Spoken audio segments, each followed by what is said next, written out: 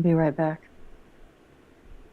Thinking about adding some caffeine to my lemonade.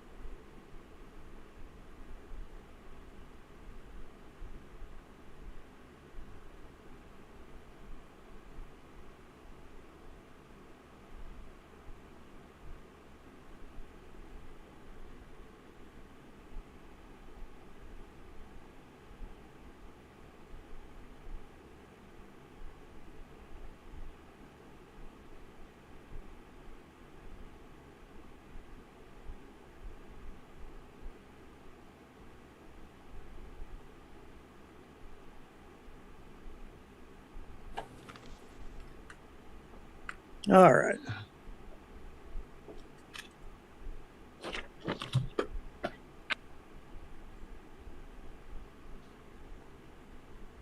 So, Richard, Yeah. you really nice to, you've been really nice about Jenna.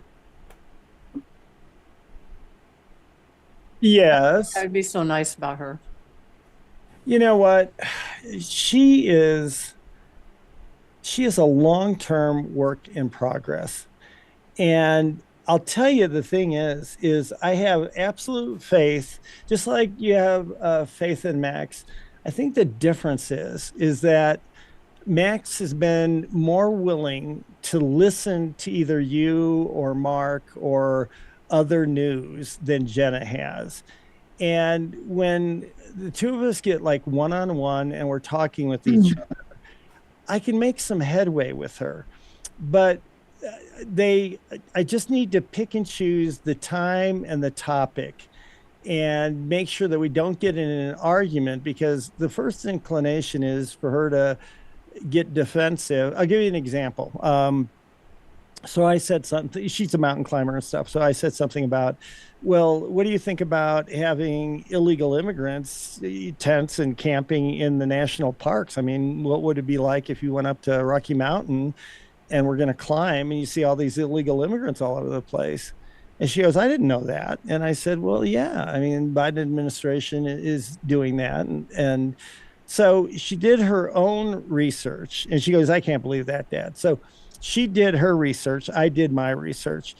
And we both found out that some of the social media I had read was making it worse than it sounded. And that was there were two small parks. One was in New York and the other was near San Francisco that you wouldn't even know what this park was. Nobody uses it. They're going to put some illegal immigrants in tents on those locations. There was no indication that you were going to go to Yellowstone or Rocky Mountain or Mesa Verde and see illegal immigrant camps there. So she won kind of because it wasn't what I represented it to be. I won because technically they are doing that. And, I had to make the argument. Here's the thing, Jenna, is they didn't tell you they were going to do that. And the media didn't tell you they were going to do that. And if they do that there, you have to ask yourself, so where else would they do it without telling you? So it's a matter of dialogue. And my thing is, I just don't want to get to a point where, and I've seen it in my family so many times, where you end up arguing and you alienate each other so much that there's not even any dialogue going back and forth. You know what I mean? Yeah. But it's not easy. I have a hard time with it though, because it's just, her and the rest of the liberals, run out this whole thing about the Constitution, but he was acquitted. Well, exactly. And, and the thing is, and I'm going to start focusing, I keep saying this, but now it's a new year and I really have to do it. But I'm going to start focusing where I try to take one bite, one small enough piece of information that I can talk about in 5 minutes on the show, and then I can put it up on social media. And it is just share this with the people. The liberals are telling you that there's something wrong with Republicans or Trump questioning the results of the last election, because I've got tons of sound bites and stories and clips of everybody from Jimmy Carter to Hillary Clinton and all points in between saying that Trump didn't win that election, that there was fraud on the part of Russia, that he wasn't a legitimate president. You have a former president, Jimmy Carter, saying that Donald Trump was not a legitimate president. You have, all of these other people. I saw a clip this morning of a whole bunch of people in the House of Representatives who were challenging the votes from various different states and were getting gavelled down. And these liberals and people like Jenna and that liberal I always refer to that I used to be in a band with, they just ignore that and act like oh it's only Trump and Tina Peters and Richard Randall who say, or Carrie Lake, that there is a problem with an election. And I'm like, nope, you guys just nobody ever presents the information to you. So I'm going to just start doing that a little bit at a day, and just tell people here, just send people a link to this, soundbite, and they'll see 4 Democrats who were, saying that Trump was not legitimately elected and that, the election was stolen and stuff, because that's the biggest problem is these people never see it or hear it. Yeah, but they went to high school, or Yep. maybe that was covered. I don't know when the Constitution was covered. Probably high school, maybe middle school. You can't. She is out there saying that she declares Trump an insurrectionist, but the penalty for a sitting president to take action while he's in office would be impeachment. Oh, And wait. I think I made a mistake. You're talking about Jenna Griswold, and I was talking about Jenna, my daughter. oh, Oh, God. No, there's no defending Jenna Griswold. Oh, my God. In fact, yes. I I need didn't to, know that was her name. I'm sorry. I was no, like, no, that's okay. Because I was just thinking every now and then make reference to my daughter on the air.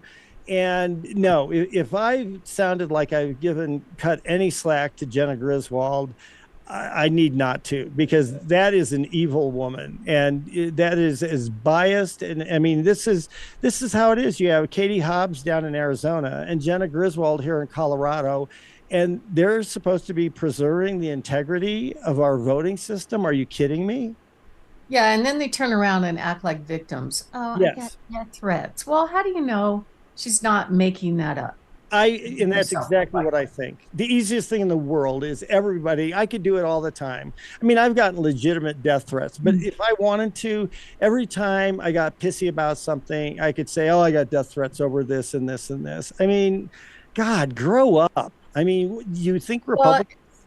she had to have used her brain about this. I mean, he was acquitted Yep. by the Congress. That's it. It's over. You don't have double jeopardy.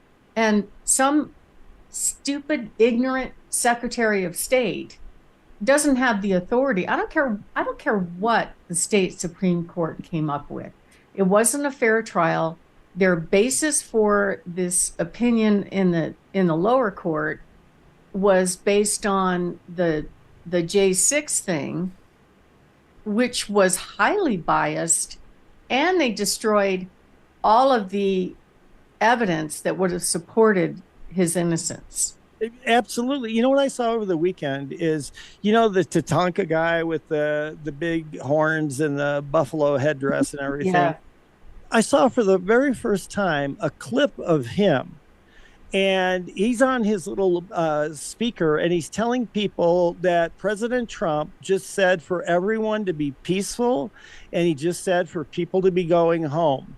And so here you have the most notorious, bad guy who stood up there and sat in Pelosi's chair or whatever the hell. He didn't do anything violent or whatever. But here's a clip of him doing exactly what Trump said, telling people to be peaceful and to go home. You never saw that anywhere. You only see that now because, Johnson released some of the tapes, but the J6 committee never showed you that. No, and they destroyed all of the there's a word. Depositions. Yeah. Yeah, they destroyed all the stuff that would have made him look even more innocent. All those people. There are people in jail for a long time for And going. it ought to tell you something that if there was nothing to hide, they wouldn't have held back any of the tapes and they wouldn't have destroyed any of the depositions. Right. And But to me, anyway, that's the biggest sign of they, guilt you could possibly get.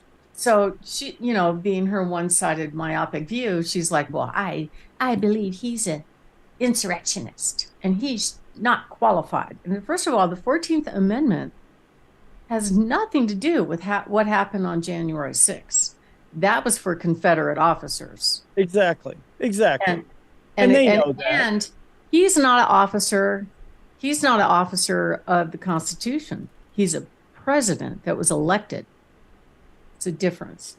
You And know, so and there's all kinds of reasons why they shouldn't be going down this road. But I think she put herself out there in grave danger to speak for half the voters in the state. That was, I, I'm upset about it.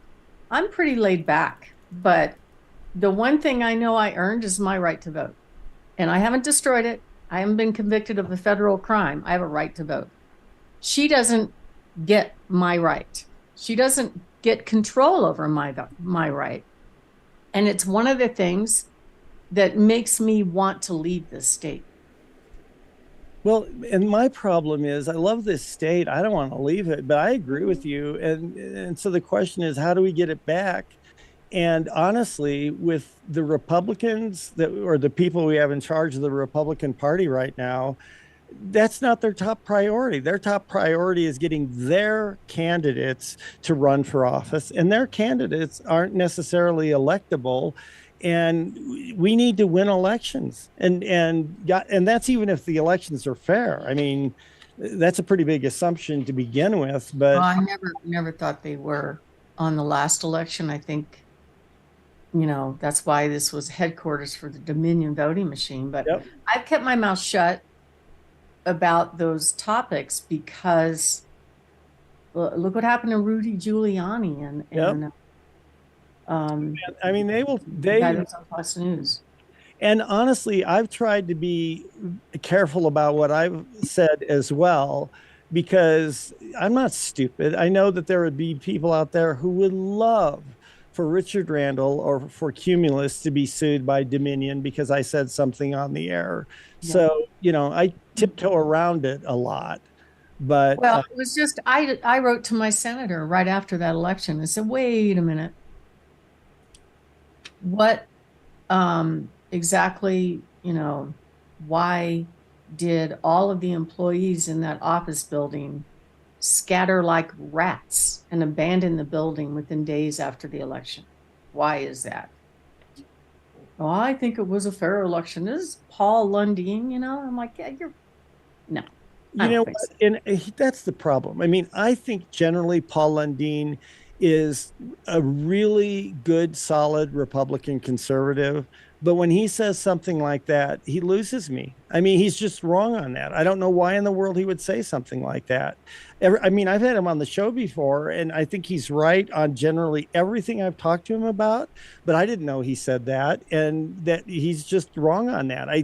The only thing I would say, and I need to get us back on track here, but the only thing I would say is I have said on the air that I don't think stolen election is a winning issue in Colorado, whether it's Paul Lundeen, whether it's somebody running against Hickenlooper or Bennett, somebody running against Polis or Jenna Griswold or whatever, because the media has done such a great job of convincing the average person that there was nothing wrong with the election when there was everything wrong with the election. So it's hard to, for me, it's hard to bite my tongue and not try to go there. But I know that as soon as I go there, there's this big chunk, some Republicans even, but a big chunk of those people in the middle that you have to win an election, that it's like, no, I can't support anybody who says that it was a stolen election and stuff. So I mean, we win on illegal immigration, we win on the economy. I think we just need to drill down on those things, and then once we've won the election, we can go back and have our own inquiry into the election and January 6th and all of the corruption that is there, but especially voter integrity. Yeah, well, I agree. I think that's the only way to solve that issue. But at the same time, I have thought about being a little bit of an activist and kind of camping out at this drop box we have up here and just see if there's anybody stuck in that sucker and take some video. Well, I know. You know what? And I can honestly say nothing would surprise me. And that's what bothers me about people like Chuck Borman, is he just can't even fathom that there would be, any kind of cheating going on. And I'm like, are you serious? And that's just stuffing ballot boxes. I think the Even though he's one that actually pushed for all the cameras to be installed at each Dropbox. Well, yeah, and the thing I'm is, just which makes sense. I mean, and the current guy, Steve Schleicher, one of the things that he pushes is that you could sit at home and watch in real time whatever Dropbox you want to, and you can do that 24/7. And if there's something you see that needs to be reported, you could do that. So I think that's helpful. But what they'll never talk about is, I really believe the CIA, the deep state, whatever, NSA, all of these people have electronic technical abilities that are way beyond anything that we can even imagine. Yeah, And I don't think it's at that level. I think it's somewhere else. But you know, um, I got anyway, a clock, I got a script.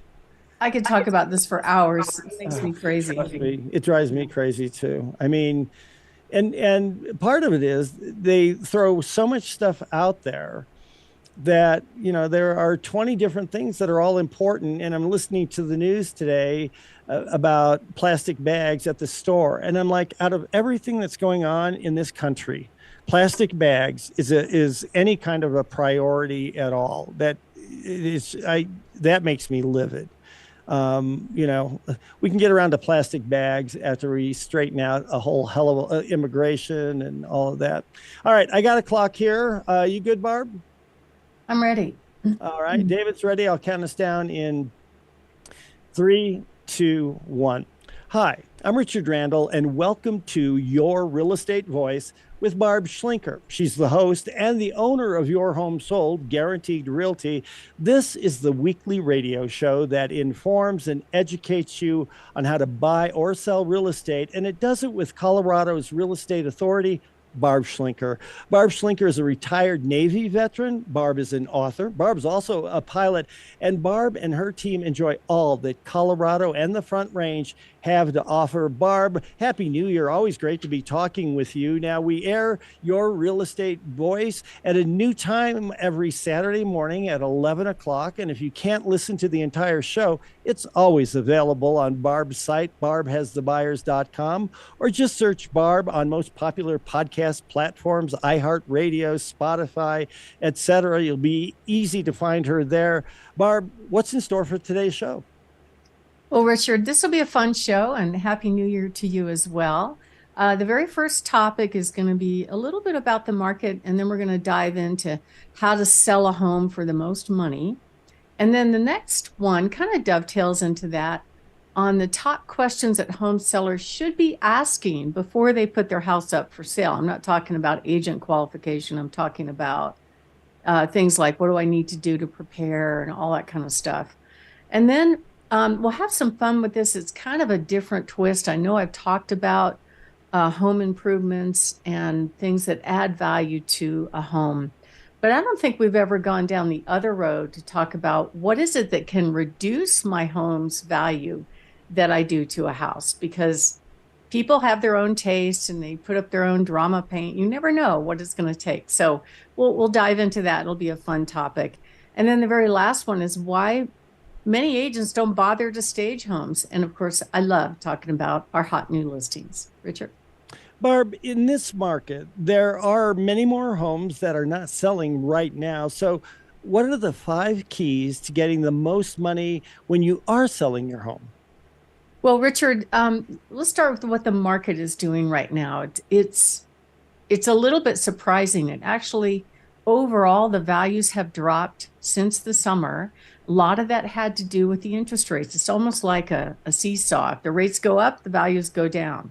So just in the past week or so, we saw the rates drop about 0.5%.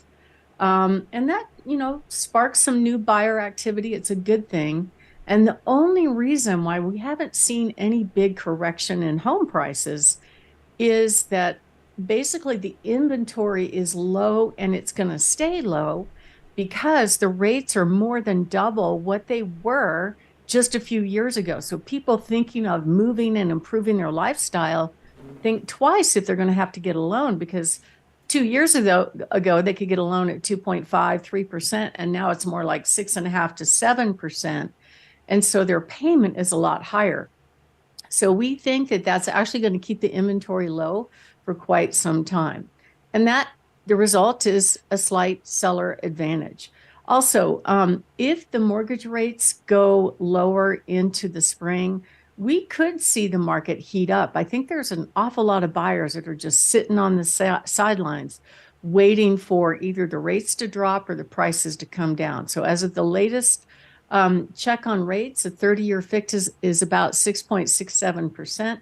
It's waggling in that area right there. It was over 7 in December, and in October it was over 8. So this is definitely an improvement.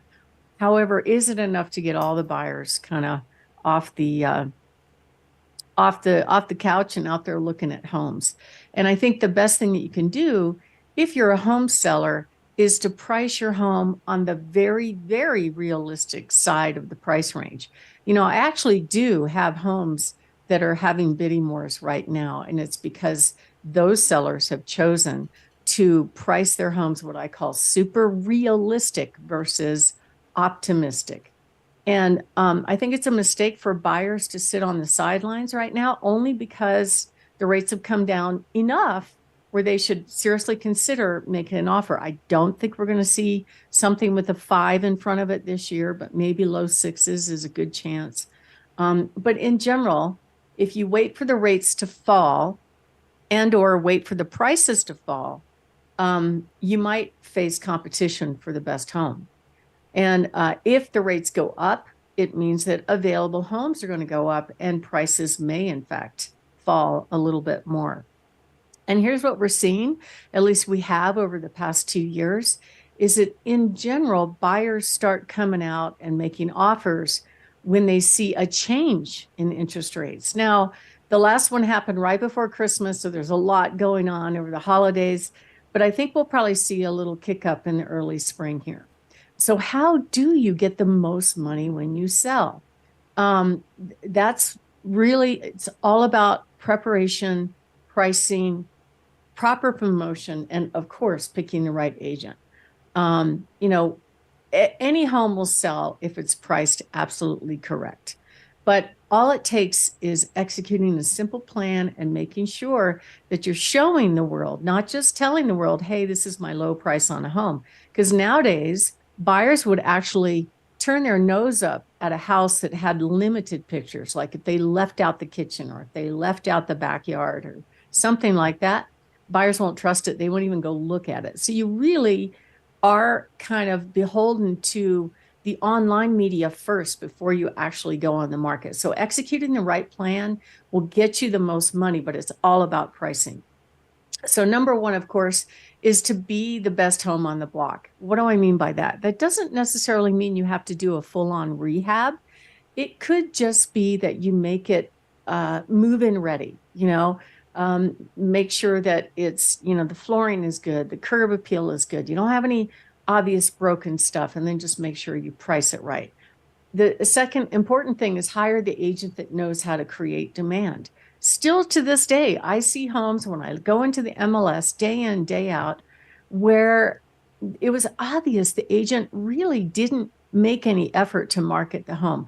I was actually looking at one yesterday and I was just aghast that all of the pictures that were uploaded to the house were 90-degree crooked. How would you like that, Richard? That is not how you show things. That's not setting off on the right foot, is it? It was astounding to me this day and age that really you can't even learn how to reorient the picture so it's up and down on their phone. Buyers are just going to move on. So it's really, really critical because we know over 99% of the buyers start their search online, and most of them eliminate homes based on what they're seeing on their phones or online in less than a minute. So you don't want to be one of those that gets your home eliminated. And it could be just little stupid stuff like clutter, like pictures of a litter box, pictures of problems with the house, pictures with the agents in it. We're not supposed to do it, to have a photo online with the agent in the mirror, but I see it all the time. I get busted for it if I do it. You want really good quality photos. And marketing is just not slapping it up in the MLS and hoping another buyer. We already have a proven system that has our own database of buyers plus cash buyers.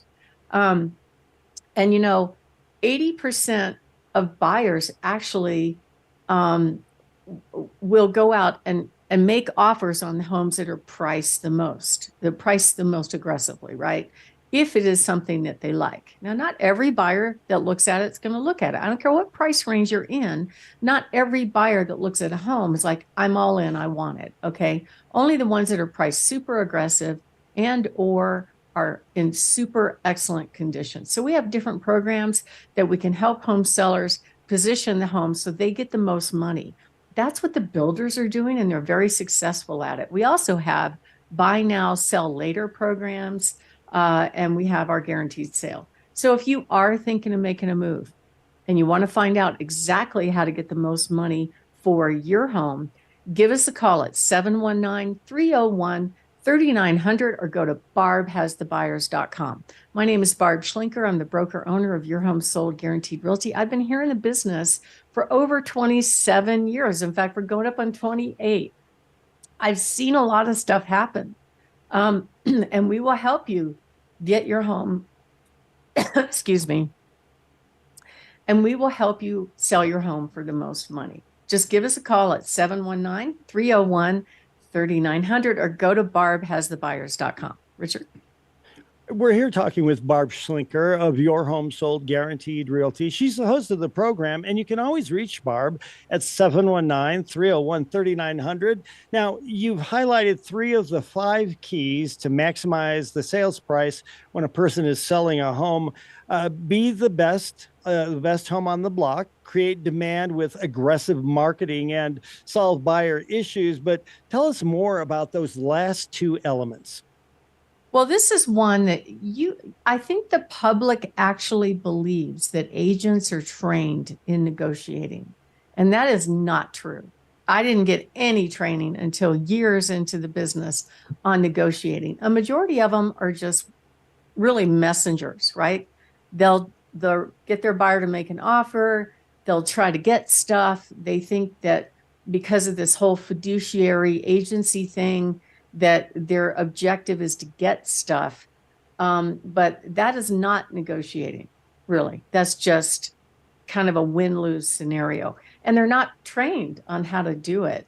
And actually, I've seen agents that are very successful in killing contracts as well. So you have to hire an agent that knows how to watch out for that stuff and how to protect you. Really, the job of a buyer's agent is to get that buyer the house, right? So there should be communication lines opened up when you've got a buyer that really wants this house. Don't just go, oh, I want stuff because I want it. Let me give you an example. So I put one of my listings under contract, and this agent, you know, did the inspection and said, oh, well, because the roof is 10 years old, my buyer wants a new roof. Not that there's anything wrong with the roof. It's just solely because of the age of the roof. So that is just a classic example of because I want it, I should have it, right? And they may blow up the deal over that. I don't know, but I'm just saying that there are levels of appropriateness that go along with negotiations. Nobody likes surprises. People work really well together when they're working towards a common goal, right? And there's pluses and minuses and everything in negotiation, but it's not what they call a zero-sum gain. Like I get more and you get less. It never works that way. It alienates people and they just don't know how to do it. The best way to do it is make sure you hire an agent that knows how to ask the right questions to bring it together, because that is the goal. Buyer wants to buy, seller wants to sell. The last thing they want is a real estate agent to get in the way. And last but not least, and we'll spend a lot of time on this particular topic, is pricing the home correctly. This is hugely important. This absolutely is a part of marketing. Buyers are used to making pretty good offers, but lately what they've been doing is coming in and asking for a ridiculous amount of seller paid closing costs. I just got an offer the other day where the buyer asked for $31,000 from the seller just so they can get a lower interest rate. How would you feel about that one, Richard? I would feel like I wanted Barb Schlinker representing me. I'm 100% serious. There's a fiduciary relationship between you and your client needs somebody like you when somebody puts something out there like that. Right. So, pricing is critical in that if you don't price it right, your buyers won't even come and look at it. But if you do price it right, you're going to attract all the buyers in the population. And that's actually the way you get the most money. So if you are thinking of making a move, that's part of what we do.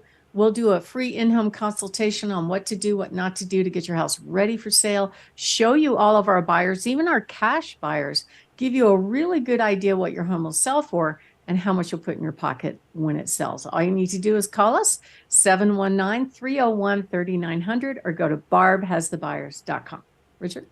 I'm Richard Randall, and I have to tell you, Barb is right. They do not teach marketing or negotiating in real estate school. You get it by listening to somebody like Barb Schlinker. This is your real estate voice, Barb Schlinker of Your Home Sold Guaranteed Realty. You can always reach Barb at 719-301-3900. She knows how to market. She knows how to negotiate. When we come back, we'll be discussing the top questions that home sellers should ask before putting their home up for sale. Stay tuned for that.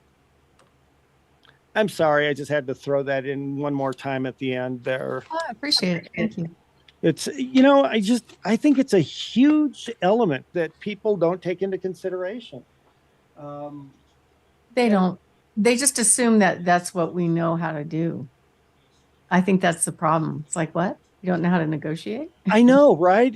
It seems like that's, the easiest thing in the world to assume, right? I mean, but we talked about it before. It's the same thing in law school. In law school, and I went to a law school that was noted for being one of the best practical law schools, where it taught you the most nuts and bolts stuff about getting out there and practicing law. And it told us nothing about how to negotiate, how to take a deposition, how to nothing. I mean, it was, I was stunned that you have to learn all of this stuff when you go out there, and you're, sometimes as a clerk, but usually when you get out there and you're practicing law, some of it you learn on the fly, some of it you follow one of the older attorneys to court and watch how they do it, or talk with them before you go to court. It's not at all the way public think it is. Yeah, I watched an attorney do it once, and it was amazing. He was so sweet. He's like a soft puppy dog asking these questions. And then finally he asked this question that was, so you're a liar, right? In a very calm, Oh, nice. nice voice. It was awesome. I To me, enjoyed every minute of it. oh my gosh. So I need to take a sip of Red Bull here and we can get started. But I will tell you, the favorite part of being a lawyer is, so you take a deposition of somebody, and that's, a couple of years before trial, and they say something in the deposition. They say, well, yeah, I saw the other car when it was 2 blocks away. And then they get in trial, and they're up on there testifying, and they say, well, their car was going so fast I didn't have a chance to see it until it was a couple of car lengths away. And you can be really calm through the whole thing, and then you get to say, so you show them, what they had said previously, and you just say, so were you lying when you testified at your deposition, or are you lying as you sit here on the stand today? Right. And There's it's like, Yeah, what? So, exactly. Either way, you got them. so I don't know if you watched the news last weekend when the Houthis attacked a container ship, and the container ship called in the Navy. So they launched a couple. Did you see that? They launched a couple of Navy helicopters that had these big I 50 saw this caliber machine morning guns. where Iran sent out one of their frigates into the Red Sea. Mhm. And then I looked into it a little bit more, and it was a frigate that had been built in England for Iran when the Shah was still in power. And so it goes back that far. I think it actually goes back all the way to the 1950s or something like that.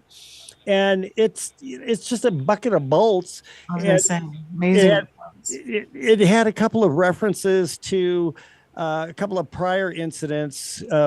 One where the U.S., and I forgot about this, where we'd gotten into it with Iran, and they had sent out, a bunch of their ships, this like 20 years ago, and we sunk and destroyed everything. So, Well, this was those little fast boats. These guys yeah, attacked this ship. They came really close. And this container ship, so Maersk and some of these big companies, I love watching this stuff, had turned around most of their container ships and to go through Cape Horn, which cost a lot more money, takes more time. But the high value cargo that they needed to get through, they thought, okay, we'll just put some security on board. So they had security. Security was trying to fight back against these four little fast boats. And they called the Navy. The Navy launched two helicopters, and they fired on the Navy. And it's like, oh, because that's a rule of engagement. Like they can't fire unless they're fired upon. And it was over. They sunk three of them. The other one ran off. And of course, now the Yemeni people are all in up in arms. I can't believe you killed our people for attacking well, them.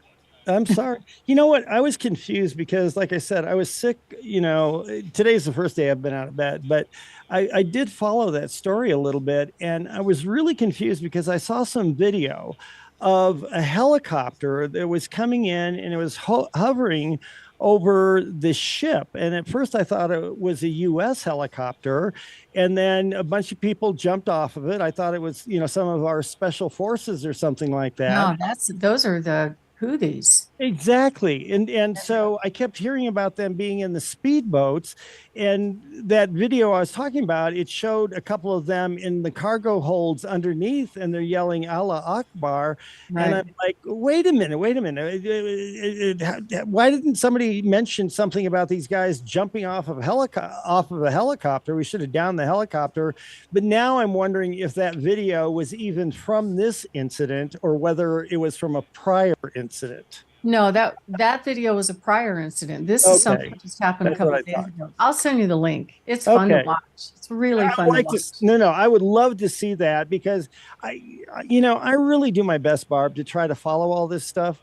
But I am so sick of people taking video that's dramatic, but it's from a year or two ago, and then posting it as if it just happened. I saw some video of, oh my gosh, probably about 50 trucks and vans driving through a port of entry. The gates were all busted down and they are driving through 30 or 40 miles an hour, one after another after another. I'll send it to you. And I sent that to a couple of people and I was getting ready to post it. And I don't know why, but I'm like, because it was from Matt Walsh. Walsh, he's usually pretty good. I thought, I'll check this again. And it turned out that the video wasn't from anything on our border. It was something that happened in Colombia in 2021. It was toll booths. There were toll booths that people were pissed off about, and they just drove through and wrecked the gates. And then everybody was driving through the toll booths without having to pay. Yet somebody posted it, and it made it look like the southern border just had this whole caravan of trucks driving through.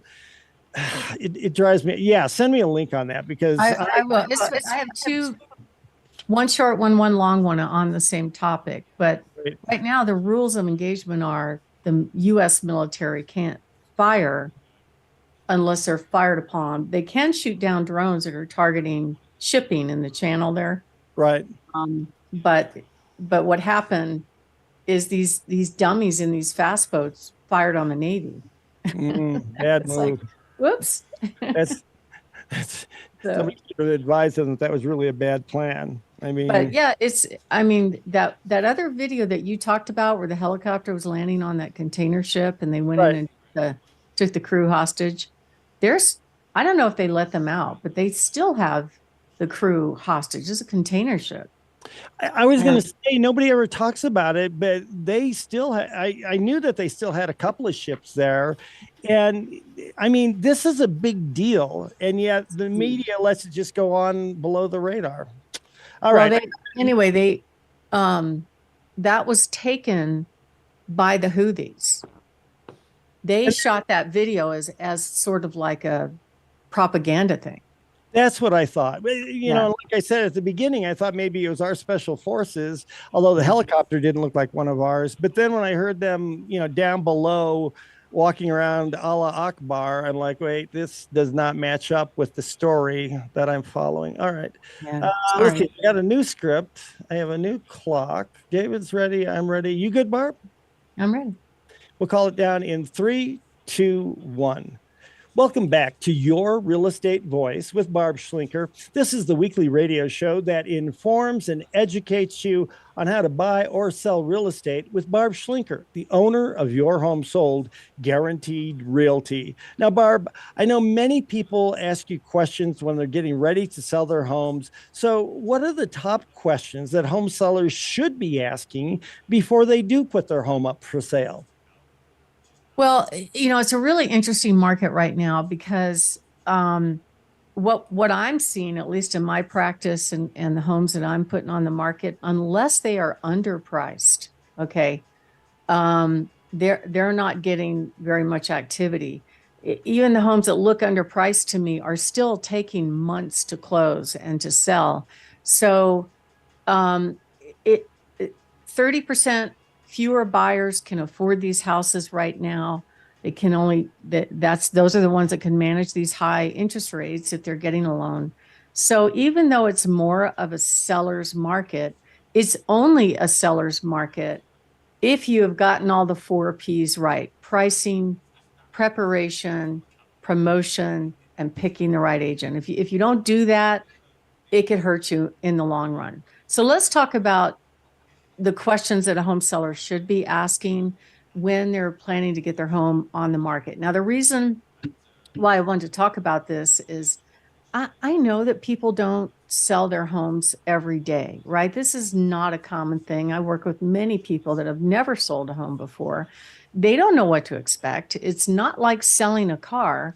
There's a lot of process, a lot of landmines, and a lot of people involved with the transaction, right? So the number one question should be, what do I need to do to prepare my home for sale? Okay. Now, we do this multiple times a week, and that's part of what we do. We give you tips on what to do, and more importantly, what not to do to get your house ready for sale. Because there's some things that you could be doing that may not necessarily add value. And the other thing too is we're going to sit down and give you a really good idea of what price range your home will sell for, how much you'll put in your pocket when it sells, and what you can expect by the process, because it's not the same as selling a car. You have to get a buyer, then you have to go under contract, then the buyer has a right to their due diligence, and then they do an inspection, then they ask for stuff, then the appraiser comes along and they ask for stuff sometimes. So all these things, if we don't prepare our sellers properly, it creates a lot of emotion, a lot of drama, a lot of frustration when they think that once they got the contract, it's a done deal, and that's not necessarily the case. So number two question, how much is my house worth? Now, I have a majority of people that go up on Zillow. Whatever they see on Zillow must be what my house is worth. But I can tell you right now, Zillow isn't always accurate, okay? Pricing a home correctly is probably one of the most critical decisions a home seller makes in the process. And at the end of the day, it's the market, it's the buyer that decides what they're willing to pay for the home, not Zillow, not an appraiser, nobody like that. Okay. So we can give you a really good guess based on what other similar homes are selling for. And that way you have kind of a certainty to know, all right, this is what my home will sell for. We can even show up with cash offers. We just sold a home last week in which the home seller priced it right. There was a pretty wide range of almost identical sales in his neighborhood for his home in the past few months prior to that. So when we sat down and looked at pricing, it was confusing. Of course, the seller wants the most money, and we had X as a square footage, X as a floor plan. We had a couple of homes that were sold as high as 570. We had a couple of homes that sold in the 480s. So which one was it? But because the seller wanted to get it sold, he didn't want it to languish on the market for a long time and deal with showing after showing, he chose the lower end of that range, priced it at $499. We had 34 people attend the open house. We got 2 offers, and it sold for over asking price in just 11 days. In my view, if I were a home seller right now, knowing what I know, that's the way I would do it. I wouldn't overprice the home. And here's why. You can push, and a lot of people will push the price as high as they can go. And sometimes they're doing it based on what they think they're going to get in their pocket when it sells, but that assumes the buyer's willing to pay it. Whereas if you price it very realistically, what happens is the offers in the market gravitates to what the real market value is. At least that's my opinion. Okay, so that's why it's always good to have all the setup correct. And in this case of that example I just gave you, their house was in great condition. They priced it realistically. We marketed it very well, and we got a lot of demand right away. Question number 3 is, how long is it going to take to sell my home? Now, that's an interesting question, and that has changed substantially in the past few years. Just 2 years ago, you could get a home sold in hours. Now the average is, I think right now the market average in the Colorado Springs area, according to my source of statistics, is actually 98 days. That time frame, when you're looking at average days on market running from 90 to 180, is more of a kind of balanced market, not necessarily a seller's market, not necessarily a buyer's market. Median is 63. I don't really know the difference. But at the end of the day, if you price it realistically, you don't have to wait 4 months to sell your house.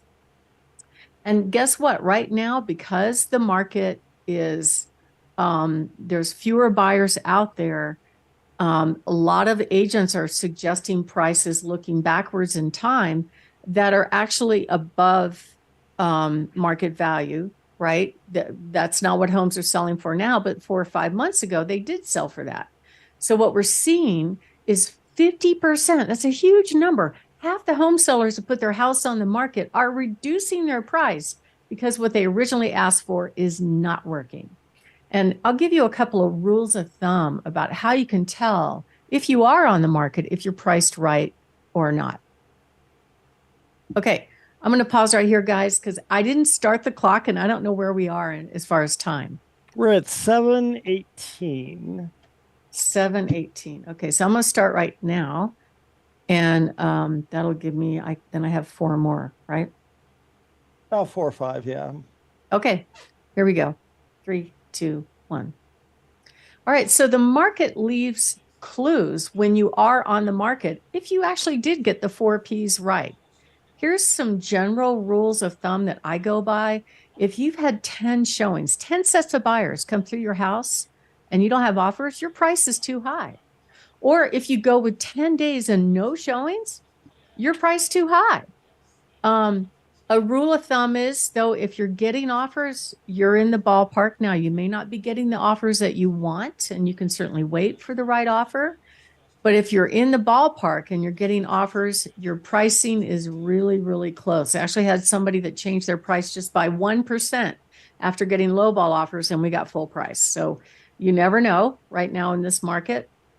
And there are a lot of factors that could change that, like the interest rates or anything like that. Now, if you're getting offers with what I call strings attached, that's another problem too. What would be the strings? If you had a house to sell, or like the one I just mentioned, where the buyer asked for $31,000. They wanted the seller, and this is a $400,000 home approximately. They wanted the seller to give them more than 6% just so they can have a lower interest rate. And they thought it was perfectly fine. And you know what his answer was? We're going to wait until somebody else comes along that appreciates this home a little better. There you go, right? Sale contingencies are another string attached. I just closed one, actually, in which we actually had a 4-way transaction. Buyer from another state buying a house in Colorado Springs, and then they're buying a house in Colorado Springs, and then they're buying another house in Colorado Springs. So it was like a domino. If the first one didn't go right, all the rest of the dominoes failed. And that actually did happen. The wire didn't come through until late in the day and the last day of the year. And oh my God, red alert, we got to change all this stuff. So it can be very complicated, and you need somebody that understands how to work with these complicated problems. Otherwise, it can be super frustrating for you. But sale contingencies actually can work. It's just you have to be fully informed about what's going on. You have to have a lot of communication. And number 4, of course, would be, is it important to stage? And staging to me is more of a generic term. What I'm talking about there is, there are some homes that don't need staging, just so you know. There's some homes that are so pretty, you don't have to do much of anything, okay? And that's great. That's not common. Most people don't live in the same way they present their homes. So a lot of them need advice on how to position the home so it looks the best. My name is Barb Schlinker. I'm the broker owner of Your Home Sold Guaranteed Realty and the host of this show, Your Real Estate Voice. So what we're talking about right now are what are the questions a home seller should ask. And when we come back, we're going to talk about some other questions that a home seller should be asking. So if you are thinking of making a move, we offer a free in-home consultation on what to do, what not to do to get your house ready for sale. We'll show you our buyers and give you a really good idea what your home will sell for and how much you'll put in your pocket when it sells. So all you have to do is give us a call at 719-301-3900 or go to barbhasthebuyers.com. Richard? Barb, we're discussing the top questions a home seller should ask when they're getting ready to sell their home. Now, everyone knows that I've been recommending you for years now. Tell us what are some of the key questions that a home seller should ask from a real estate agent? Well, this next one is about picking the right or picking the best real estate agent. A majority of home sellers don't think about this. Most of them just go, oh, well, I like my agent that sold me the house, so I'll call them, which is fine. There's nothing wrong with that. But then that's the only person they interview. Are there other choices, right? The hard truth is 80% of real estate agents get out of the business in 5 years because the hardest part about the business is actually getting business. They don't know how to do it in order to sustain a business. So a lot of them drop out. And worse yet, 81% of the area agents on the Front Range, and I have checked the stats, sell 3 or fewer homes a year. So if you end up with a complicated problem like I just described, your agent may not know what to do, right? They might just be the messenger, and that's not a good situation for you. This is one of your largest assets. You want somebody that knows what you're doing. Some of the questions they should be asking are, how many homes did you sell this year? Why should we pick you over other agents? What are you going to do to market my home? Those are good questions. And one of the questions I think is important is why. This is a great question. Why is my home's value for tax assessment different than market value? So last year, the county came out, this happened really across the board in Colorado, and they substantially stepped on the gas on the valuations that they were taxing these properties on. And some of them, the valuations were higher than what market value could bear today. So it's a really good question. I think the state law, it has to be between 18 and 24 months behind the current market. But the problem is that market values were higher 2 years ago. So that's what we were running into. And that's why you need somebody that really knows how to price and how to help you position the home so you get the most money. And then last but not least would be asking how long of an agreement that you need to sign with the agent and whether or not they will let you out of the contract if you're not satisfied. Most of them won't do that. And I think it's an important thing to do. Another thing that I get all the time is, when's the best time to sell? The way I view this, the best time to sell is when you're ready. Okay. And most people aren't going to sell until they're ready. Doesn't matter if you sell in the summer, the winter, whatever. I personally like the early spring or late winter because there are fewer homes to compete from. But it doesn't matter. It's when you're ready. So if you are thinking of making a move and you'd like to talk to us, we offer 6 satisfaction guarantees. We offer a cancellation guarantee and a certified pre-owned home. If you'd like to interview us to help you sell your home, call us at 719-301-3900 or go to barbhasthebuyers.com. Richard?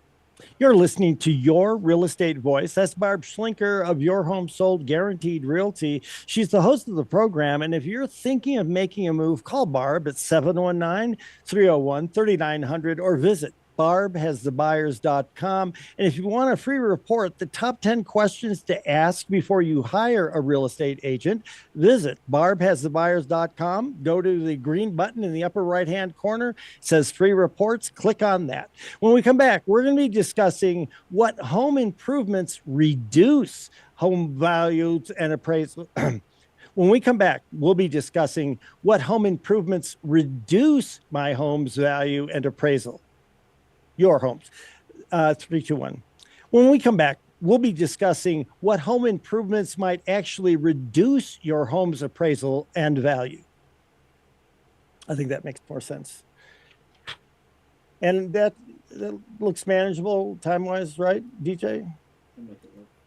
He says he'll make it work. And I don't even know why we ask him. He always says I'm like, oh my God, the clock is ticking. I'm still talking, No, you know what? I would say most weeks I'm pretty good about getting the clock going, but I don't know. Every couple of weeks or so, there'll be one segment where I'm not paying attention and I forget to start the clock, and I just kind of have to wing it based on where you guys are at. All right.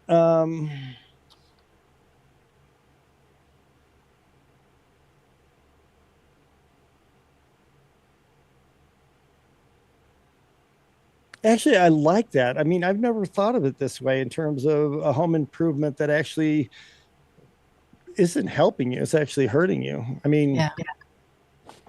David, David's good. I'm good. We've got a clock here. I'll count us down in three, two, one. Welcome back to Your Real Estate Voice with Barb Schlinker, the weekly radio show that informs and educates you on how to buy or sell real estate with Barb Schlinker, the owner of Your Home Sold Guaranteed Realty. Now, Barb, many of our listeners know you and your team are the only people I ever recommend when it comes to buying or selling a home. You've been in the market selling homes for a long, long time. What are some home improvements that could actually hurt a home's appraisal and, more importantly, a home's value? Well, Richard, it's a great question. And you know what? A lot of people get those two words confused, an appraisal and value, and they are two different things. So, what is an appraisal for? The only purpose of an appraisal, and it is a opinion of value, it's done by a third party person that's licensed in the state of Colorado to give opinions of value, but it's for the purpose of substantiating the home's value to a lender. So if the lender is going to loan so much on a house, they need an appraiser to say it's worth that much. They also verify that the home meets what they call the loan guidelines. In other words, the home's condition is sufficient to protect the money that the lender is giving on the home, so that it's not, they're not giving $1 million loan on a love shack kind of thing. So, so what we see with that sometimes is the appraisers will say, okay, we agree that the home is worth the contract that the buyer agreed to pay, but in order for it to pass qualification for the different type of loan, we need these things resolved. So it could be for FHA and VA, they're real sticklers on peeling paint on any building on the property. For all three, conventional FHA, VA, they will tag safety issues like big giant window wells that aren't covered that kids could fall in, or trip hazards, or any kind of safety item. Those are called loan guidelines, or another term for it is lender property requirements. But that number, that opinion of value, is a different number. It could be a different number than what the buyer is paying for the home. Okay. The buyer, when they get a contract on a home, they have agreed to pay a certain price. And it really doesn't matter what the appraiser says. Sometimes the appraisals come in higher than what the buyer agreed to pay, which is, nice thing to know. It's like, okay, you're walking in the door with a little bit of home equity. You can't really do anything with it. You're not going to get more of a loan on it.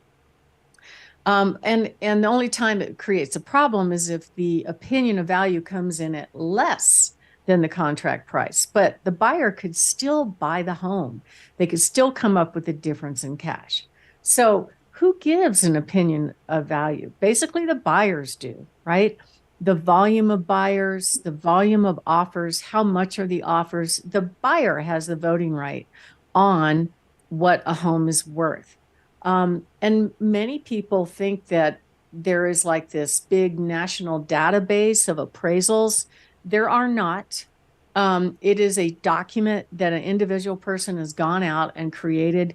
It's typically a 40-page document on opinion of value. There's no database of appraisals. Generally, buyers don't care much about them as long as they can get the house that they want. It's the buyer that has the vote on the value actually before the appraisal even takes place. I've actually had some sellers think that they should go out and get an appraisal prior to putting their home on the market. Why don't we just get an appraisal? And then we have a quote expert giving an opinion of value. Well, I've had that go sideways before. I had one gentleman that ended up getting an appraisal on their home because they were taking some money out to buy another property. Okay, fine. And they believed that opinion of value that appraiser gave was the true market value. And it really wasn't. And the reason was that the home, even though it was in a nice location, it had great views, It was very, very dated. And so buyers weren't willing to pay that much. So this seller insisted I price it according to what the appraised value was at 1.25 million, and the home sold for $890,000. Oops. So that's not correct, is it? And you want to ask the seller, well, did the appraiser make you an offer at 1.25 million? No, they don't make offers. It's the buyer that is the reason for the money coming in, right? So it's an opinion, it has a function, but it's not the same thing, not even close to the same thing as what a real market value is. And the same could be said for those online guesstimates, zestimates, whatever, I think on realtor.com they call it real value or something weird like that. Ultimately, the buyer has the first vote on what the home is worth in the form of their offer and or contract. Okay. And that is what they agree to pay. And once you get a contract, then you have agreement between buyer and seller in what they're paying. So it doesn't matter if an appraisal comes in low, the buyer still has the option to continue and bring the difference in cash. And I just had that happen not too long ago where an appraisal came in really crazy low. I think it was somewhere around 30,000 below the contract price. But because the buyer was putting substantial down, it really didn't matter. It was just information. Thank you very much. Have a nice day. You're still going to buy the home at the contract price. So let's talk about the things that will actually hurt your value. This question is a great question. I kind of stumbled on it on the internet. I thought this would be fun to talk about it. Okay, so in general, you definitely want to take care of broken and or deferred maintenance things like old tired furnaces. I talked to one seller that said, yeah, my furnace is 35 years old, but it still works. Well, I mean, we might be able to put a home warranty on it, but at the end of the day, if it has anything wrong with it, a buyer's going to ask for a new furnace because they don't want to improve a home that they're buying unless they're getting a screaming deal on it. Water heaters get tagged often during home inspections. A water heater, depending on what type of home they're put in, I've had plumbers tell me that if they're in Colorado Springs and they're using regular city water, they could only last as few as 6 years, which seems low. Our water heaters lasted over 20 years, and they really didn't have to be replaced at the time that we did it. I was just afraid they were going to suddenly fail when we were out of town or something. Roofs get dinged all the time in this climate just because of hail that happens. So we see a lot of people needing roofs. And then you also want to make sure that you don't create demand destruction over the cosmetic things, because that's what the buyers can see, right? That's what gets them to say the love word and want to buy your house. What do the cosmetic things look like? Do they have nice counters? Do they have nice appliances? Do they have good lighting? Do they have good flooring? The buyers are going to walk in the door, and what they're looking at in their minds, they may not say it, but I think it's very subliminal where they're going, okay, I could live here. Oh, I love it just like it is. Or I like the layout, but I'm going to have to put too much money into it to make it to today's standard. That doesn't necessarily mean you have to fully upgrade a house, but people will not accept your tired, beat up house. Let me give you an example. I'm showing you a picture right now of a home. Well, actually, I sold it to this client and they bought it new, and they lived in it and, raised their kids in it for over 20 years. And it took a serious beating. Hardwood floors were really discolored. The white cabinets were beat up and broken and things like that. And you just can't leave it like that because otherwise you just won't get top dollar. So the seller made the right decision and did all kinds of improvements on the home so it looked fresh and clean and move-in ready. And he didn't hurt his value by doing that. He got top dollar. Also, be very careful about limiting your buyer population with improvements. Let me give you an example. So a lot of folks that don't use bathtubs anymore, they put usually at least 2 bathtubs in most homes, but a lot of people don't frequently use them. And so they'll think, oh, well, I'll just remodel this bathroom and take the tub out and just put in only a shower. Well, if there is no other tub in the house, you actually could limit your buyer population because people with little kids typically want baths, and even people that are adults want baths.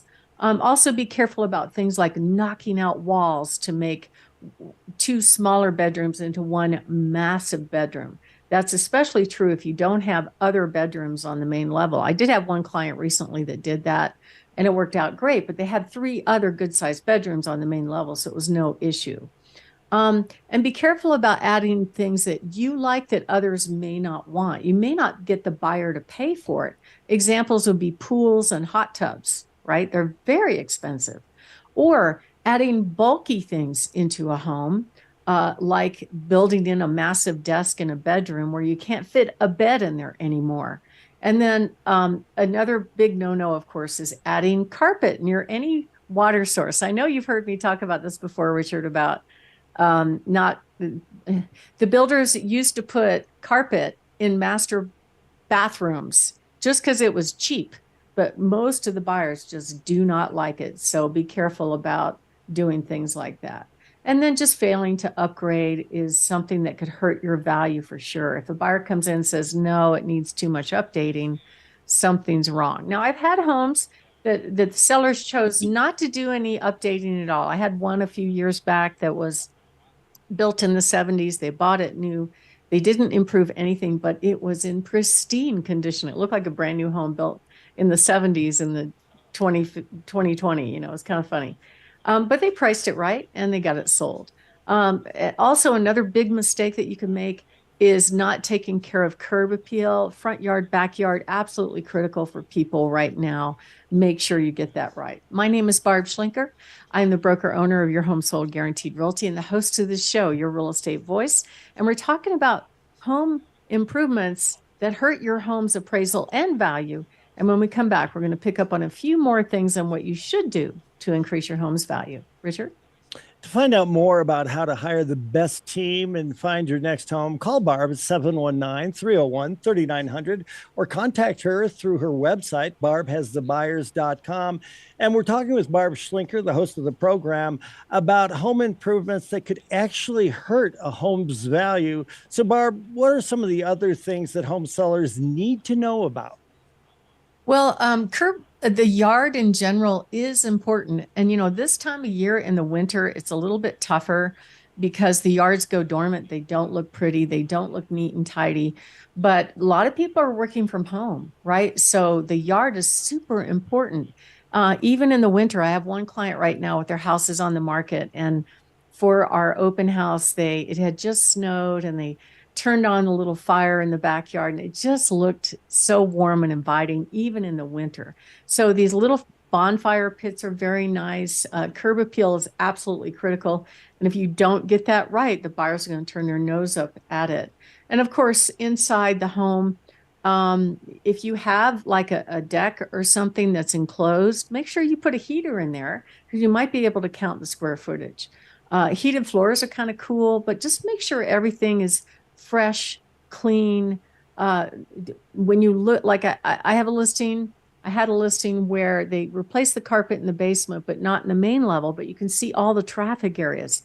So it's subliminal, but the buyers are saying, oh, it needs too much work, right? All they would have had to do is just replace the main level carpet, and I think, and we would have had a contract by now. So those are the kind of things that are really important for you to think about, and you have to be non-judgmental. Buyers don't want to purchase homes that need updating. They're getting in with all the cash that they have. So if you are thinking of making a move and you would like to get a customized interview with us on what to do, what not to do to get your house ready for sale, we'll show you all of our buyers that match your home, even our cash buyers, and give you a good idea of what it will sell for. Give us a call at 719-301-3900 or go to barbhasthebuyers.com. Richard? You're listening to Your Real Estate Voice. That's Barb Schlinker of Your Home Sold Guaranteed Realty. She's the host of the program and the proprietor of Your Home Sold Guaranteed Realty. She's been doing it for decades here in Colorado. And if you're thinking of making a move, just call Barb at 719-301-3900 or visit barbhasthebuyers.com. We'll take a short break. When we come back, we'll be discussing why most agents don't bother to stage homes, plus Barb's hot new listing. Stay tuned for that. I compressed that a little bit. Was that all right? Of course. Yeah. Okay. Oh. What did you think of that topic? I loved it. You know what I like about it is I would have never ever thought about that. I would have just thought, well, geez, I mean, we're all aware that you don't want to go putting $70,000 into a bathroom or a kitchen when it's not really going to, increase the value of your home that much. We talked Exactly. about that before, and I think that's, a lot of people might know that, but especially the bathtub thing. I think about people who've been buying recently, and you're right. It's kind of a trend to not have as many bathrooms. And some people have looked at places that didn't even have, I mean, bathtubs, didn't even have a bathtub at all. And they ruled it out immediately because the one woman likes coming home from work and just soaking in a bathtub to relax for a while. And she liked everything else about the place, but that was a deal killer. Yeah. I actually our son, we were partnering, he bought it, working with him buying a house. We bought a house out in his duty station, 29 Palms. Oh, And nice. he has two bathrooms. One has just a shower in the master, and the other has a tub shower, just a standard, nothing fancy bathroom. But when he goes to turn on the shower in both bathrooms, he can hear water running, but it's not coming out the faucet in the shower. Whoa. And I thought, well, maybe, maybe we'll take out the tub shower and just put in a shower, but then there's no tub. So I don't know what we're going to do yet. I'm going to go out there in a couple weeks and try to get a plumber to help us. He's kind of too busy to deal with those kind of things, but Well, plus mom's the expert on it. I don't, he's a grown kid and everything, but there's no reason to being, I'm a macho soldier and I'm going to take care of everything when my mom actually has been doing this kind of thing for 20 years. There's nothing wrong with relying on mom's expertise on something like that, I don't think. yeah, I mean, it's an older house. It's built Not in the to. 90s. It's built in Yeah. the 90s. So it was working fine initially, and now it just stopped working. It's like, oh God, okay, we need somebody that knows what they're doing, fix it. Well, and too, I mean, I just think you're right. He's not going to hold on to it forever, and when he gets ready to sell it, he's liable to be selling it to somebody who's in the Marines, but You they're just got to find married that with a guy couple with of the kids. magic wand again. Yeah. Oh yeah. Yeah, That'll find it in the wall. Yeah. Find it in that there. would be nice. I wonder where the water's going if you can hear it running. It's kind That's of what I was thinking. I'm turn. like, that's not good. No, It's, it's got to be going somewhere. it's going somewhere, but he goes to the gym. He's so tough, and Guys bodybuilding. are guys. That's all there is to it. I guarantee you, Mark was just like that when he was the same age, if not now. Yeah. All right, let me step out just for a second. I'll be right back.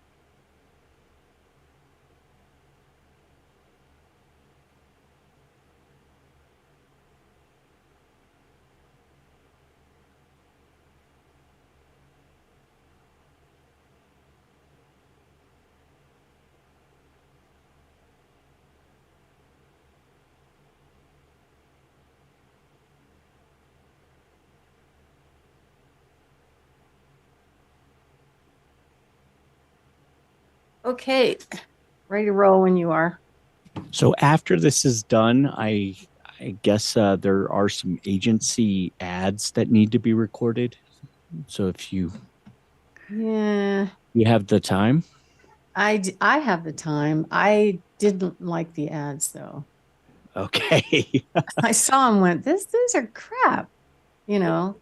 I, Hold on. who am I to say? But I would just say this: if Yeah, you're paying, I mean, this is your deal, and if you don't like, if they don't meet your standards, then by all means, let's just fire a email back to Jacob or whoever, and have them rewrite them. We can either do it yeah, next week or schedule something later in the week or whatever. But I let's mean, continue running the ads that have been working, and then your just brand is just so remodel important. I these. mean, they may not just understand. I mean, I don't know. I don't mean to make excuses for other people or whatever, but they Let's have not to understand. improve for the sake of Yeah, just just freshen something up, but it's yeah, not as good. yeah. Yeah, I mean, some of these are okay. Let me print these out. I haven't really looked at them hard.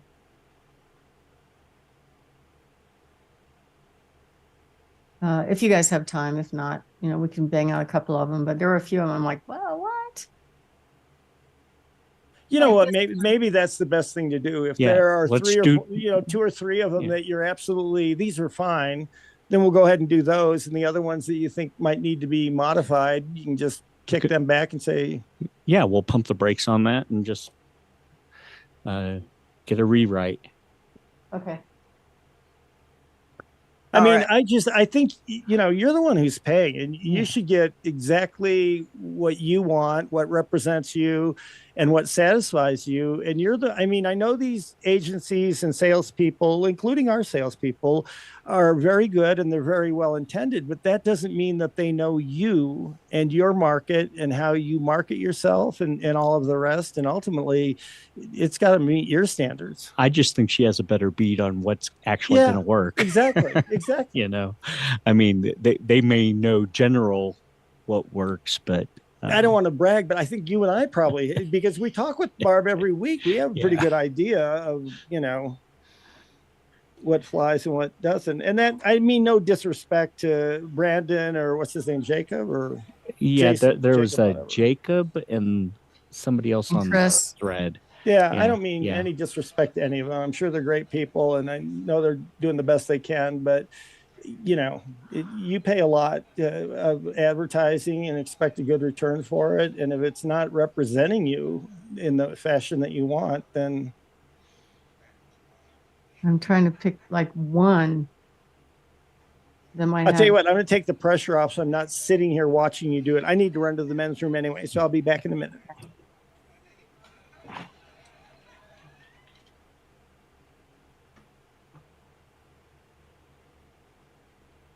It's 15 seconds to tell you how long it takes to receive.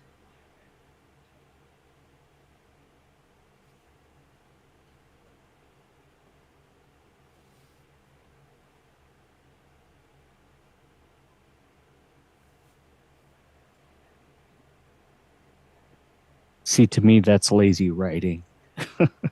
Did you see them? Yeah, I No, don't. no, that one that you were just talking about, I'm like, that's kind of ridiculous because it took you 6 seconds to even say anything. So on a 15-second ad, you gotta hit the ground running. You can't. Uh, This one. that's just lazy.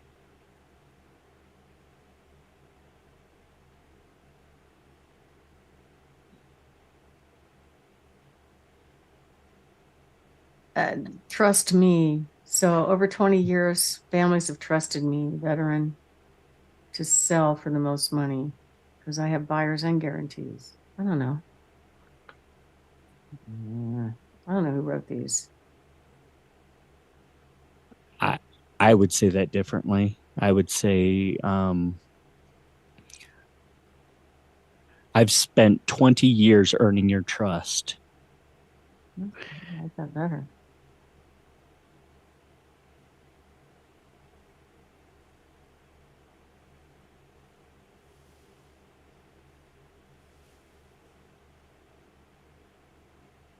not only through my military service, but through selling homes at a guaranteed price.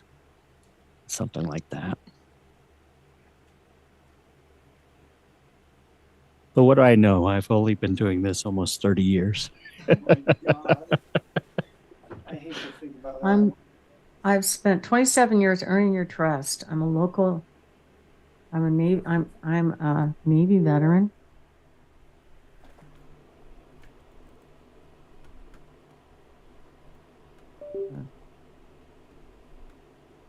Navy veteran, comma, Barb Schlinker. Ugh, that'd just take me too much time to get that working.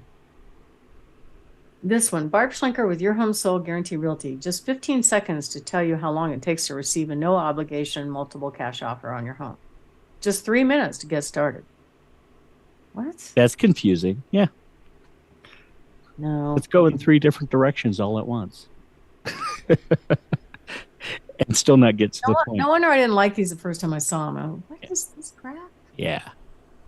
Okay. Like I said, that's lazy writing to even state that you're spending 15 seconds. It'll get me to the point. Don't waste my time telling me how long you're going to be talking.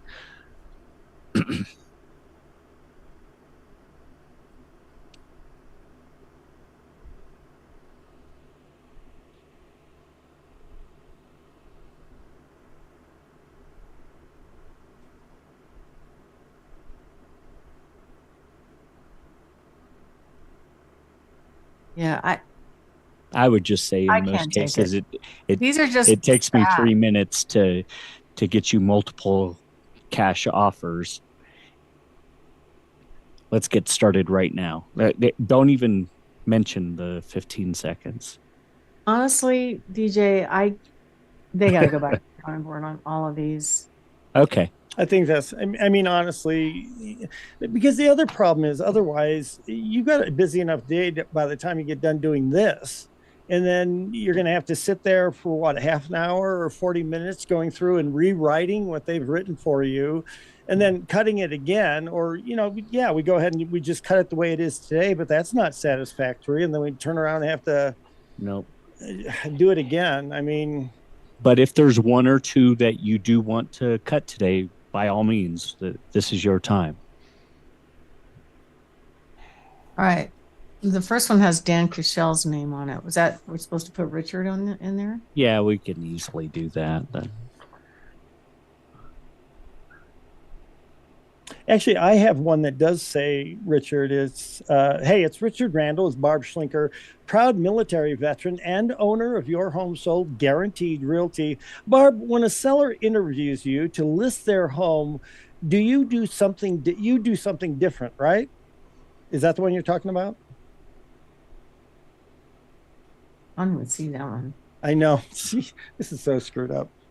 Yeah, we're not ready for prime time yet. I think I'm gonna have to go back and really think hard about this because these are not fit for print, even though we printed them out.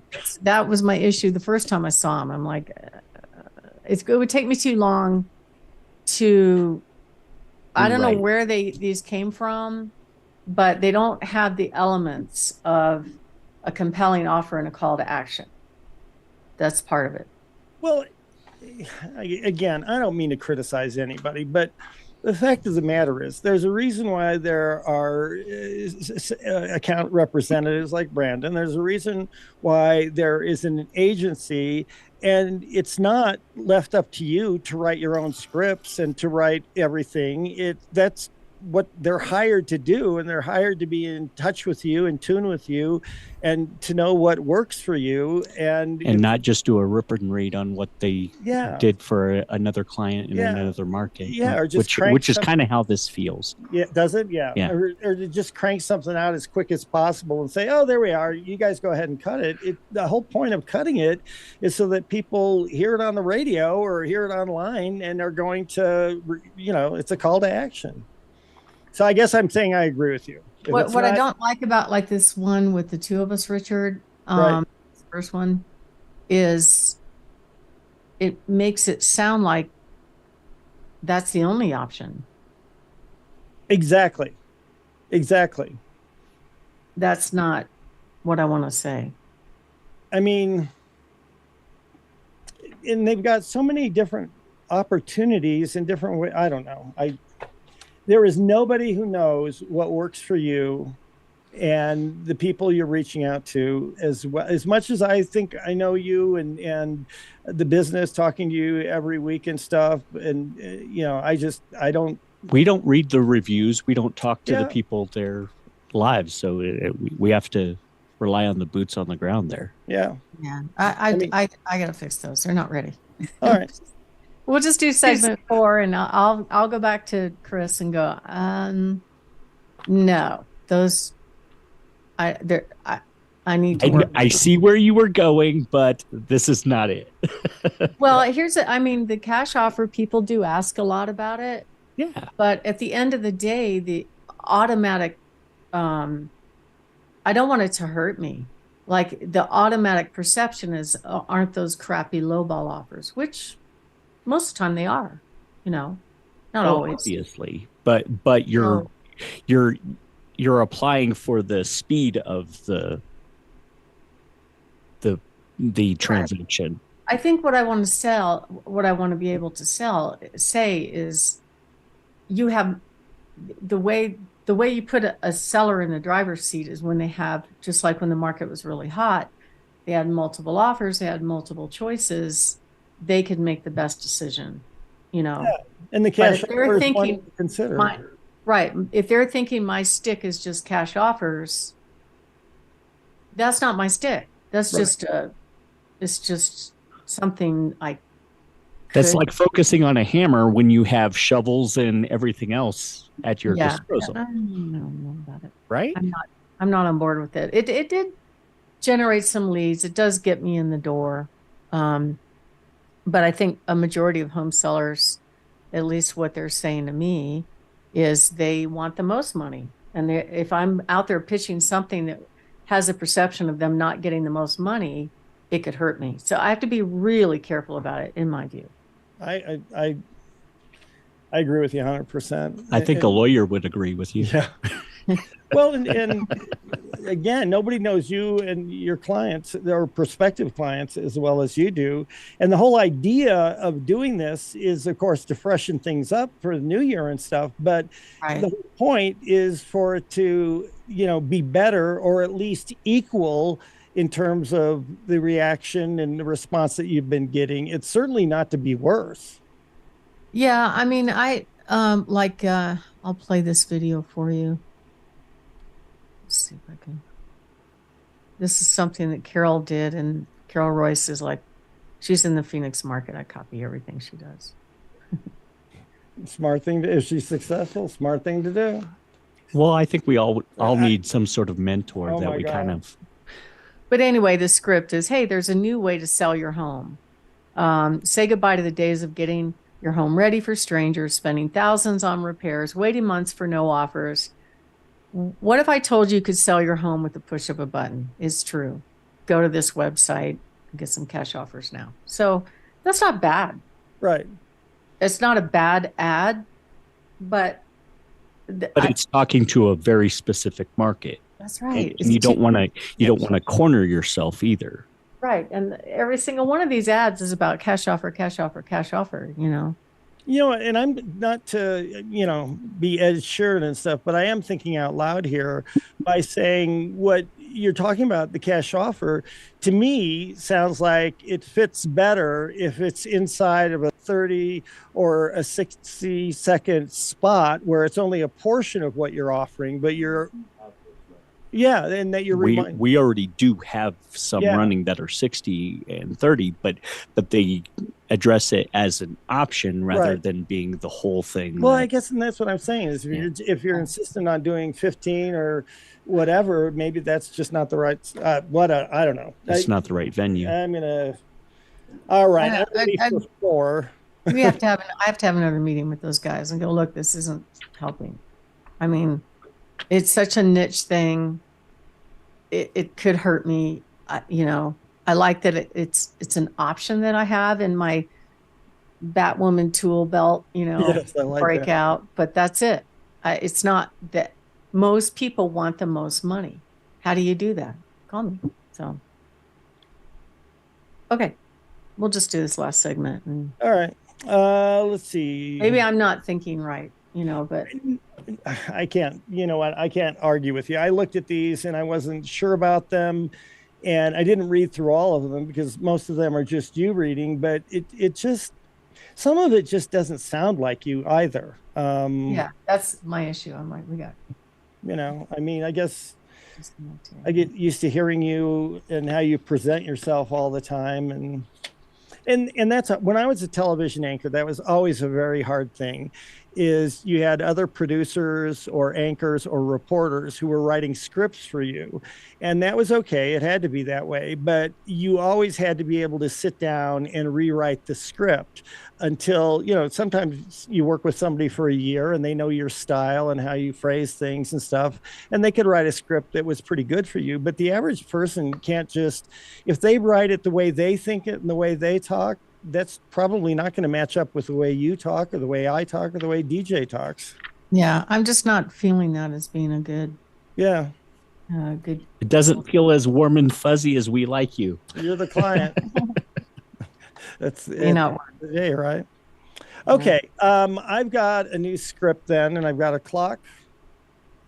I'm ready. Wait, I'm not ready. Okay, ready now. I'll count us down in 3, 2, 1. Welcome back to Your Real Estate Voice with Barb Schlinker. It's the weekly radio show that informs and educates you on how to buy or sell real estate, and it does it with the host, Barb Schlinker, owner of Your Home Sold Guaranteed Realty. Barb, I know we've discussed home staging and how to stage, but why do most agents not even bother to stage a home when they're putting it up to market for sale? Well, I think people's perception about what staging is different, right? A lot of agents think it costs a lot of money to stage, and a lot of home sellers think that it costs a lot of money to stage, and that's going to be an expense that they're bearing themselves. But to me, it's almost like a generic term that means get your home ready to attract buyers, right? It's just that simple. And in my view, there's a certain segment of the population that when they look at a picture, they can't visualize themselves in the home, especially vacant rooms. If you take a picture of an empty room, it looks like an empty room with flooring. It doesn't have the life of having furniture and kind of sparking that thought in the buyer's mind of visualizing themselves living in that location. So I think some agents think it really doesn't make any difference. We can just take some pictures and slap it on the MLS and call it good. And even the MLS doesn't understand it, in my view. They actually force us to put the vacant pictures in there, even if we do have staged pictures inside a listing, because they're worried about false advertising. But it's not like it's not the real room, And it was funny because I got busted for this when I first started using one of the methods of staging is virtual staging, where we can digitally furnish a room, and it looks good. It looks real, but it is the real room with digital furniture inside, right? And the whole idea is if we know that 99% of the buyers start their search online, a majority of the buyers are going to eliminate the home based on the online photos, we have to get that right. So if we don't get that right and we're sticking up pictures of empty, vacuous rooms with nothing appealing about it, you got less than a minute to have that buyer go, I'm out of here. I'm going to go check another house out, right? So a lot of agents don't want to spend any money on marketing. In fact, these days, one of big source for me of frustration is that when agents go inside homes with buyers, occupied homes, they don't leave a card. They don't even let people know they were there, which is crazy. So the average agent actually spends anywhere from $90 to $120 a month on marketing. That is why 81% of agents sell 3 or less homes a year, and why over 80% of agents turn over and get into another business in 5 years, because they just don't know what I call the secret sauce. When you're helping somebody sell their home, you you have to present it in the best light, and you have to do it both online and in person. There definitely is a cost of marketing and sale for each listing. And unfortunately, the industry is just not trained on the basics, which is marketing. There are some courses out there that you can take it. There's even continuing ed courses about staging. But I'll be honest, I don't have that design skill in my DNA. I have to get help doing that because it is kind of an artistic skill to know, to look at an empty room and know what they're going to do with it. It's not in me. And if it's not in me, it's probably not in a lot of buyers. That's why they're very visual, and you have to help them along visualizing themselves there. But the studies have been done from the National Association of Realtors that it could mean that you have fewer offers if a home is not staged, you'll have lower offers, and that the homes will sell for less money. Let me show you an example right here. This is one of my favorite pictures I love showing my clients. This was a condo in a part of town where most of the homes are super expensive, and it's a low price condo up for sale. And they did nothing to prepare this home for the pictures. The assumption was, it's going to sell. I don't have to do anything. So they took their smartphone, took some happy snaps, and put it out there, right? There was in the kitchen, there were pictures of groceries on the counter. There was the backpack on the coffee table. It was clear there was zero effort to make this home look good. And my favorite picture of that set of pictures was in the bathroom. The rugs are on the floor, the shower curtains hiding the tile, which the buyers automatically assume there's mold back there just because of that. And my favorite right in the center of the picture is the kitty box with the little rug in front of it so they don't get the kitty box sand on the bathroom floor. Is in the picture. It would have taken 5 seconds to make this picture look good, but they just didn't know what to do it. They didn't know what to do.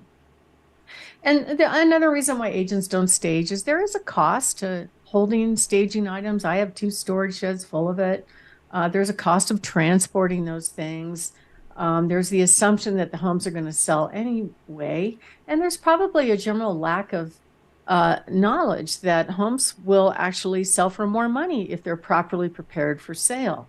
And, there was a study done by NAR. They figured out that a typical home that is staged will command anywhere from 1% to 3% more money if you stage it the right way. Everybody likes to watch HGTV and some of those channels of the before and after.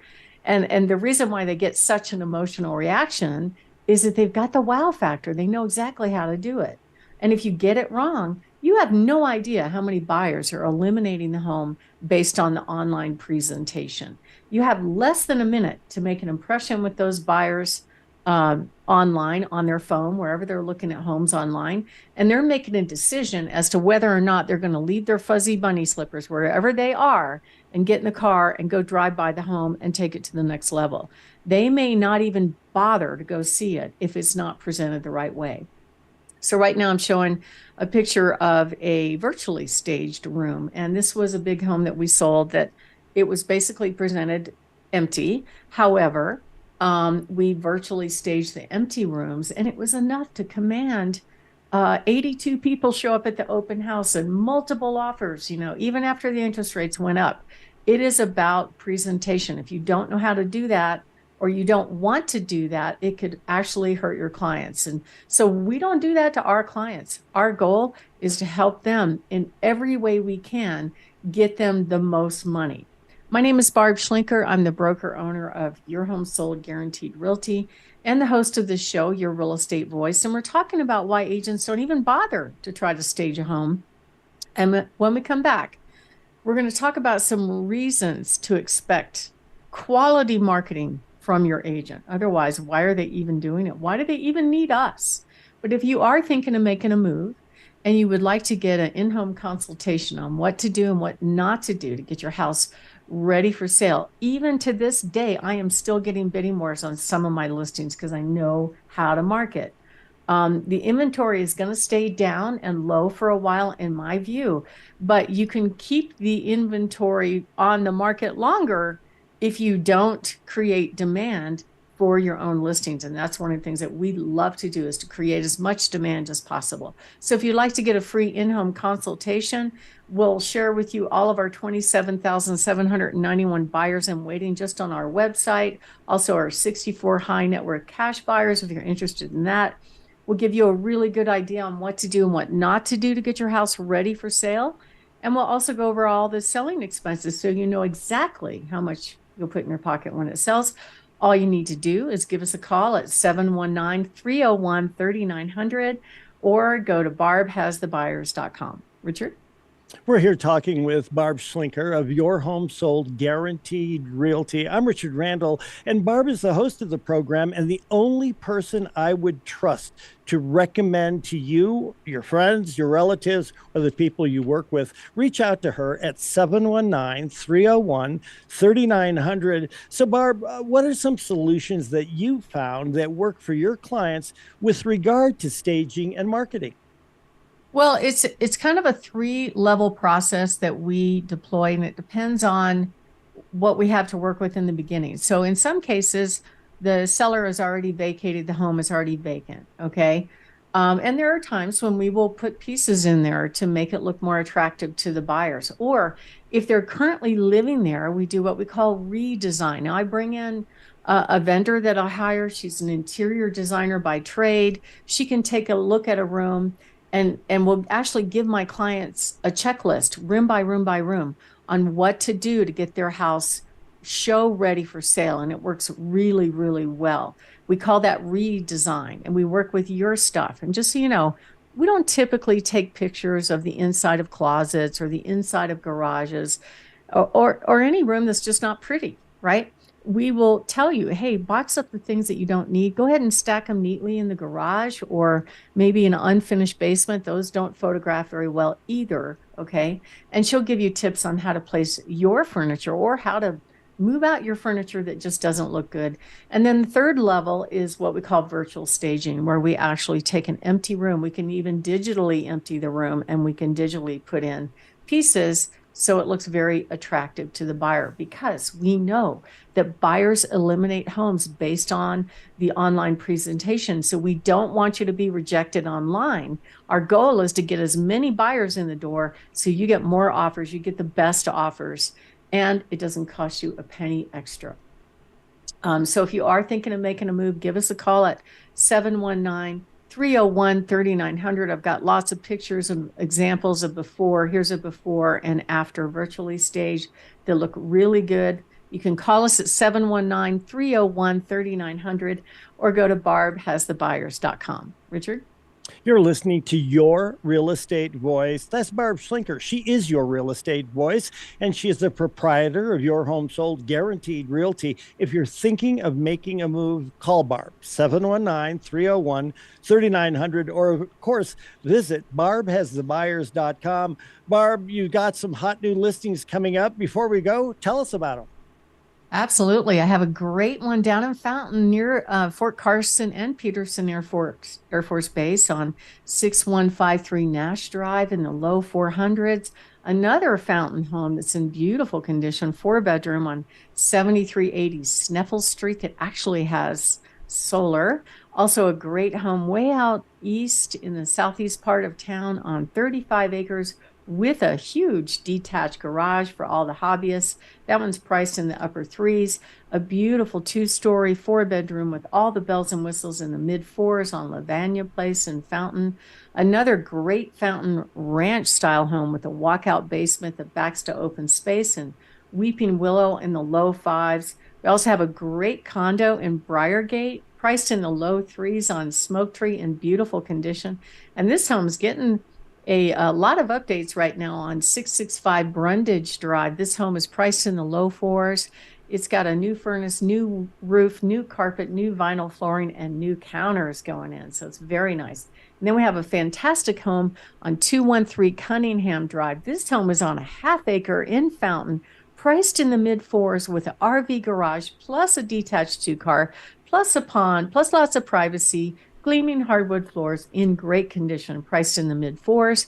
Beautiful home in Glen Eagle on Palma Valley in the upper 6s, backs to open space. fantastic home on Gull Lane in Peyton on 5 acres with a detached 2-car garage and a gorgeous Woodmore home on Winding Hills Drive.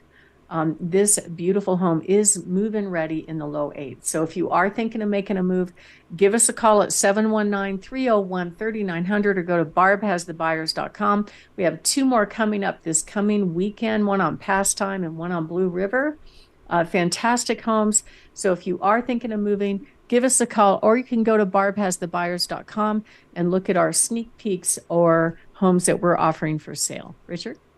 You're listening to Your Real Estate Voice. It airs every Saturday and at a new time, 11 in the morning, right after Larry Kudlow. And if you're thinking of making a move, call Barb at 719-301-3900 or visit barbhasthebuyers.com. You can also see replays of Barb's show on her YouTube channel, Barb Has the Buyers, or listen to the podcast. If you didn't hear the entire show, go to Apple Podcast, iHeartRadio, Spotify, many, many others. Thank you for listening, and to reach out to Barb, again, give her a call at 719-301-3900. Barb, Happy New Year to you. It's going to be a great year. It's going to be a great year. Great talking with you. I'm excited. Thank you. Happy New Year to all of you as well.